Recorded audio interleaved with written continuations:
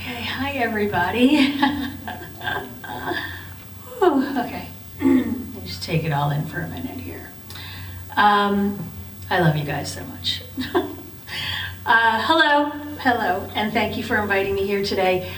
Staff Sergeant Beckles, who I know is not here at the moment, and MJ is not here either, right? Is she here, MJ Flymer? Okay. And I had a great escort from Sergeant First Class Montoya too, so thank you for that. It is truly both an honor and a privilege to be here. Today, as you heard, is Yom HaShoah. Oh, and thank you for the great introduction. So Yom HaShoah, literally translated from Hebrew, it means day of the utter destruction. And it's the day, as you heard, that we set aside each year to remember the atrocities committed by the Nazis, their allies, and their collaborators against the Jewish people during the Holocaust. Today, we memorialize the 6 million Jews, including my own grandfather,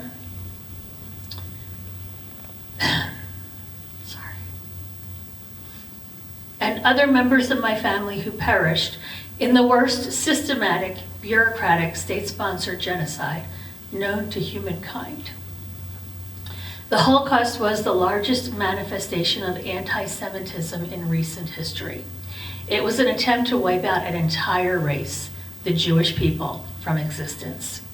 A few years back, while I was doing research for my book on a trip to the Czech Republic, I witnessed industrial-sized rooms and more rooms that seemed to go on forever, which were packed to the gills with looted Judaic ritual objects, each one meticulously cataloged and categorized in preparation for the museum of an extinct race that Hitler dreamed of building. I remember whispering to my husband, that would be us. As you heard, my name is Rhonda Fink-Whitman. I am the daughter and granddaughter of Holocaust survivors and a Holocaust education advocate. So for me, really, every day is Yom HaShoah, a day to remember the Holocaust. In 2012, I published my first novel, 94 Maidens, which chronicles the true events of how my mother and grandmother survived the Holocaust. It's actually 3 true stories woven into one. There's the story of the young family playing a perilous game of cat and mouse with the Nazis right up until the final days of Hitler's Berlin. The story of a group of young Jewish schoolgirls in Nazi-occupied Poland who are rounded up, given warm water and soap, and told to bathe because the Nazis would be coming back for them that evening. And the story of how my husband, my teenage son, and I gained access to sealed Nazi documents in Germany. I'm not telling you how, spoiler alert, you gotta read it in my book. And we used those documents as blueprints, which led us to 7 former concentration camps in 13 days, all around Europe, where we found out the truth about what happened to our family members in those hellish places. The way the book reads, in one chapter, you're with me, my husband, and our son as we arrive at a location like Auschwitz, looking for clues and answers. And in the next chapter, you are flung back in time. And now you are standing there on those train tracks, seeing it all unfold for yourself. It's a fast, easy read by design with a surprise Night Shyamalan ending. You'll never see it coming. And it's got lots of 5-star reviews on Amazon. But what I am most proud of is that my book is recommended for use in curriculum by both the Pennsylvania and New Jersey Departments of Education. I also wrote a teacher's guide, which is available to download for free at my website, and both the book and the guide are being used in middle, high school, and even some college classrooms across the country. I wasn't always an author and a Holocaust education advocate, but I was always the daughter and granddaughter of Jewish Holocaust survivors. When I was a little girl, around the age of 10, I see some little kids here today. Thank you for coming. I was at Hebrew school, religious school, one Sunday morning. And the teacher said to us, today, kids, we're going to learn about the Holocaust. I knew that my mom had been in this thing called the Holocaust, But I had no idea what that meant. I had no concept of what that even was or could be. You know, I was just a kid, and the grown-ups never spoke about it. So that day, the teacher sat us in front of a small TV. She put on an old black and white film called Night and Fog. It was basically raw footage of what the American and British troops found when they arrived at the concentration camps in Europe to liberate them at the end of World War II. I saw large piles of dead bodies, bone white and thin, skeletons with skin and bulging eyes. Some of them were still walking around, but barely. I could not imagine my mother, so vibrant, outgoing, colorful, and always so full of life with her hearty laugh, there, walking around inside those horrifying black and white images. My little brain just could not insert her into those nightmarish frames. I could not understand. I came home from Sunday school that day. I looked at my beautiful mother, and I cried in utter disbelief. And I asked her, "Mom, you were there? That happened to you?" After I wrote 94 Maidens, I partnered with the Holocaust Awareness Museum and Education Center of Philadelphia, which is an organization dedicated, like me, to Holocaust education. They honored me for my work at their annual gala last year, and they had introduced me in 2013 to a young Pennsylvania state representative who had authored a Holocaust education mandate for the Commonwealth of Pennsylvania. First, I couldn't believe that we needed a law to make sure that the kids in public school were learning about the Holocaust. Then after I picked my jaw up off the floor, I promised him that I would help him pass that bill. And at the time, it had been gathering lots of dust in Harrisburg. So now, how on earth was I going to do that? Then one day, a few weeks later, I was home doing laundry, and my daughter and her friends were in the house, and I was wearing a bracelet with a quote on it. It says, "History will be kind to me, for I intend to write it." History will be kind to me, for I intend to write it. Okay, so for a prize, can anybody here guess who said that famous quote? No Googling. Shout it out. Just give me a guess, anybody. History will be kind to me, for I intend to write it. I'll give you a clue. World War II. Who said it? Yes, sir. What's your name? Graydon? Grayton? Did I get it right? Close enough. Yeah, close enough? Thank you, sir. I have a prize for you. The correct answer, Winston Churchill. Here, can we, it's a flashlight, bottle opener, and keychain. I'm sure you'll know what to do with it. Thank you. Thank you. Very good, very good. I'm impressed. All right, yes, the answer was Winston Churchill. My daughter and her friends had just graduated from public high school, and they happened to be pretty bright kids, but they had no idea who Winston Churchill was. They had some pretty funny guesses. Needless to say, I was shocked and dismayed, right? I mean, this is 77 years ago. Not 7,000 years ago, right? Not 700 years ago. It was my mother's lifetime, right? So, having been a broadcaster earlier in my career, it was a natural transition for me to pick up a microphone and a camera and go to 4 different prestigious Pennsylvania universities and see what else these kids who graduated from public school in Pennsylvania did not know. The result is my viral video, which you can see on YouTube. It's called the Mandate video, in which I ask random students from Temple, Penn State, Drexel, and the University of Pennsylvania general knowledge questions about the Holocaust, World War II, and genocide. It's 15 minutes of wrong answers, or as they say today, IDK. You know what that means, right? Okay, if not, ask somebody younger than you. I'm just kidding. I don't know.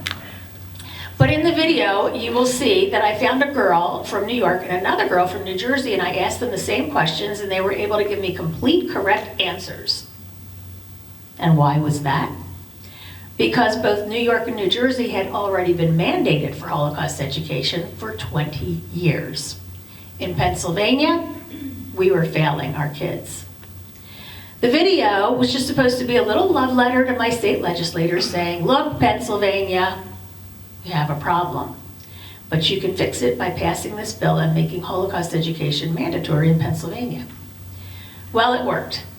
In 2014, as you heard before, the Pennsylvania State Legislature passed our bill, and I was like, okay, I'm done. Woo! And I said to my husband Mike in the back of the room, you guys will meet him. He's also one of the true characters in the book. I said, Mike, put that on my tombstone, honey. I thought, all right, job well done, that's it. But what happened next was astounding and something I never would or could have imagined. Since the video had gone viral, nearly 500,000 views to date on YouTube, people in other states started reaching out to me and asking me to help them get similar bills passed in their states. Like I'm gonna say no? So in the years that followed, I helped legislators draft and pass Holocaust education mandates in states like Michigan, Rhode Island, Kentucky, Connecticut, Texas, Oregon, and more and more and more. 2 weeks ago, we passed our bill in Nebraska. There were 5 states already mandated when I first got involved 9 years ago, and once the governor signs their bill, Nebraska will become the 21st state mandated for Holocaust education. So I still have a long way to go, but we're getting there. You may have heard a couple of months ago, a school board in Tennessee banned the classic Holocaust graphic novel called Mouse. Within 1 hour of hearing that news, I had found a Tennessee lawmaker willing to champion a bill, and together we had drafted one and submitted it, and we got it in just before the deadline, which was the very next day. That's how you make lemonade out of lemons. Currently, I'm working with a few more states that we hope to have mandated by the end of this legislative session. Missouri will be next. Anybody from Missouri? Yes, thank you, sir. People always say, well, when are you going to be done? So who wants to take a guess on that? When am I going to be done? When every state passes. Who said it? Right there. That's it. Jody, all 50. When I get all 50, or I'm dead, whichever comes first. So why am I telling you this? Because I often go to schools and I speak to students, and when I speak to them, I ask them, has anyone ever told you you're only one person? What can you do? You can't make a difference. You and what army? Ha ha ha. That was a joke just for today. Did you get it? Yeah, he got it.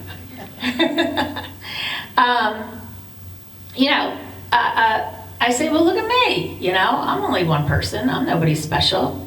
I have no army except for you guys today. I'm just a regular soccer mom from Philly. I never thought I'd be on this path, helping to create laws in states that I've never even visited.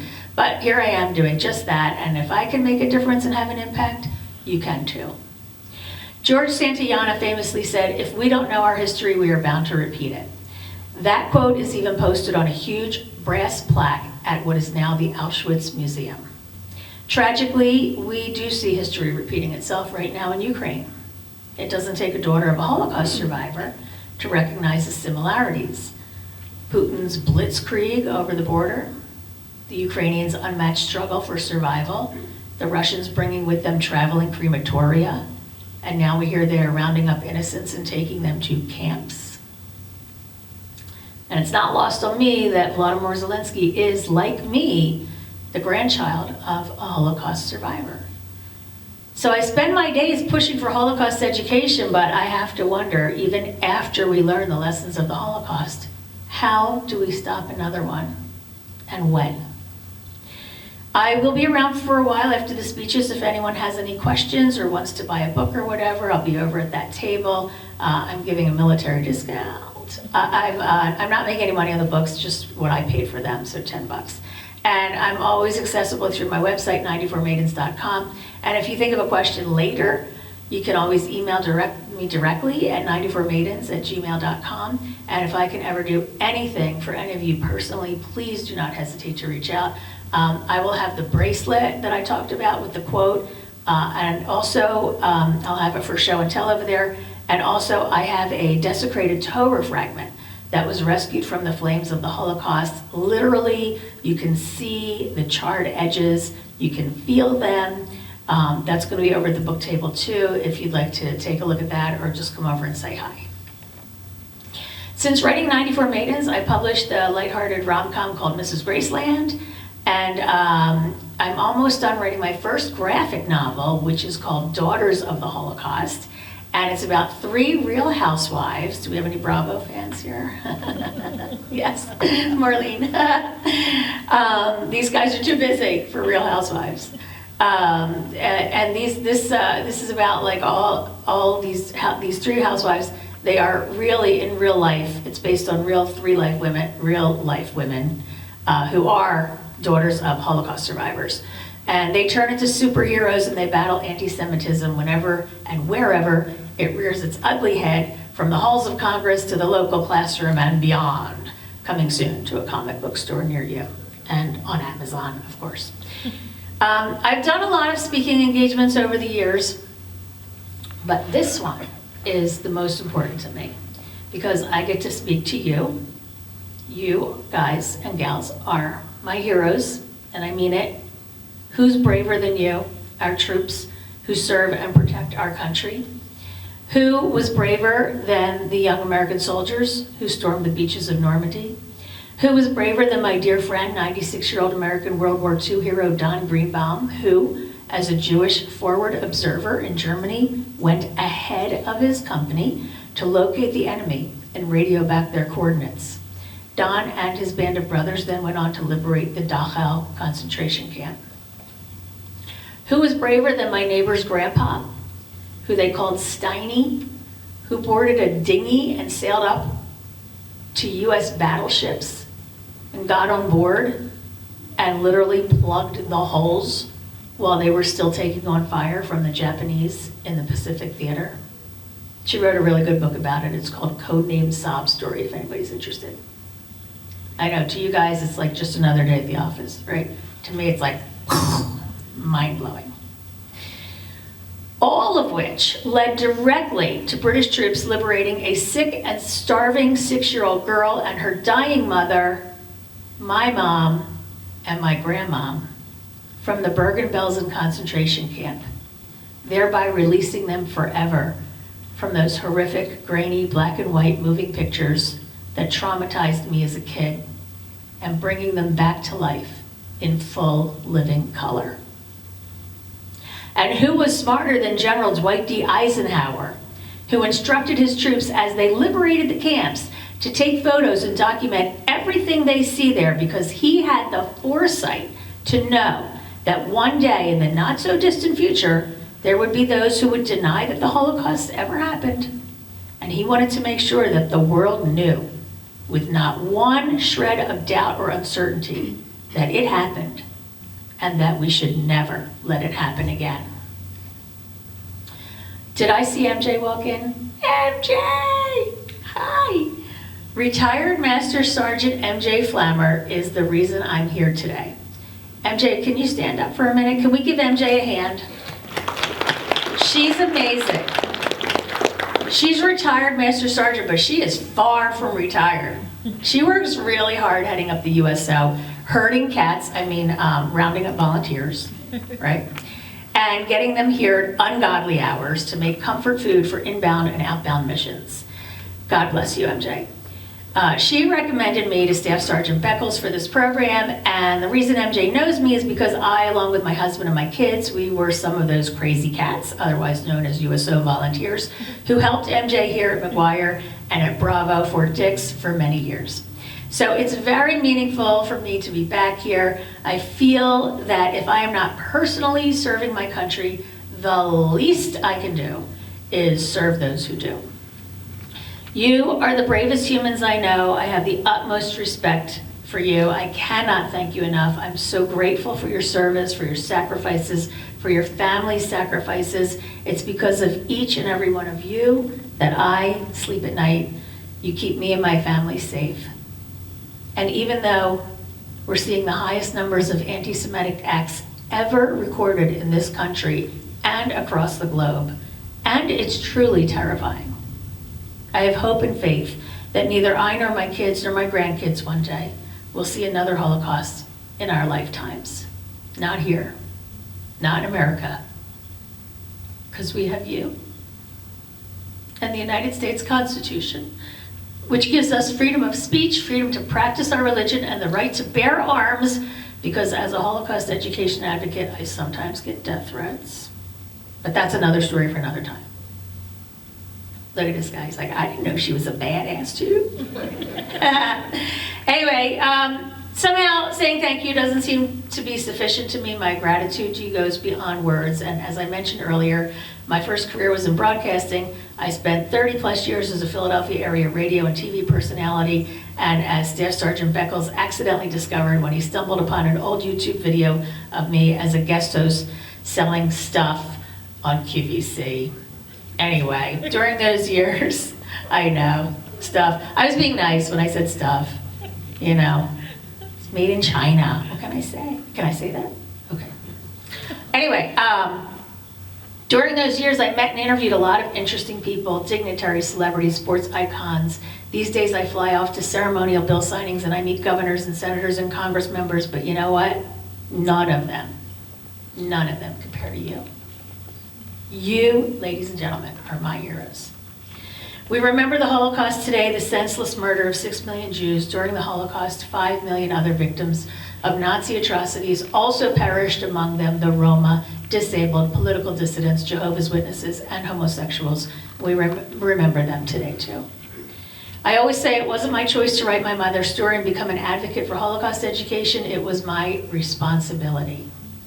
I hope you found my speech meaningful, and maybe, I hope, perhaps in some small way, I may have inspired you. Thank you for taking your valuable time out of your busy schedule to come and mark this important, solemn occasion with me and the other speakers today. Never forget, never again. Thank you for your service. Thank you. These soldiers up here are saying, how many times is this lady going to say thank you? It could have been a drinking game by now. But I just can't say, I can't say it enough. I don't even know how to show my gratitude. And watch out, you guys, because I'm a hugger too, and I will find you. God bless each and every one of you and keep you safe always, and God bless the United States of America.